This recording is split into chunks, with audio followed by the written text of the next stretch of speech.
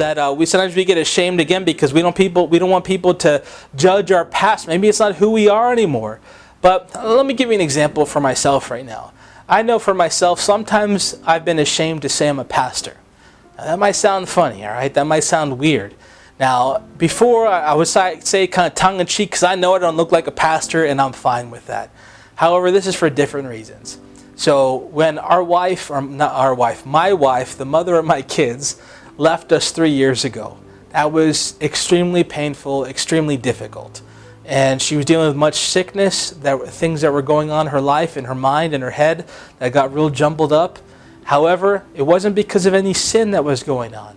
However, I'm very aware of the optics of that as a pastor. I'm very aware of people coming in and noticing, where's your wife? Why can't your wife watch the kids? Why can't you meet with me here? Why can't you do this? And I have that awareness that's always in front of my heart and in my mind. It's an echo and little kind of point that the enemy uses in me very much. And so I sometimes feel like I'm disqualified. Again, simply because of optics and how things look. Not necessarily because of the truth of the situation, but just because I know how things might look.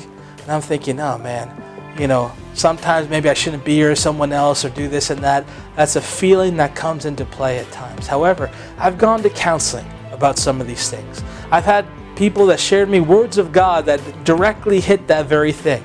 And something that helped me to realize something. All right, so other people helped me see it. Sometimes my counselor helped me see that and helped me realize, what I might see or perceive as a weakness or something to be ashamed of, or perhaps just realize that people look at it and they'll judge me however it might be. I had to realize that, other people look at it and see God's strength. They see God moving. They see what God's doing. They don't know how I'm even doing what I'm doing right now.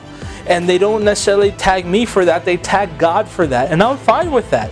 Why? Because in my weakness, He is made strong. But if I can know that He's glorified, if I can know that people see Him and are able to glorify Him and look at my life and realize, wow, God is amazing. Look at what He's done. Look at the grace of God. Look at how He's made it through. And look at how His kids have made it through. Then you know what? That brings me joy. And all of a sudden that scar that reflected, I thought, poorly on me, I realized reflects really good on God.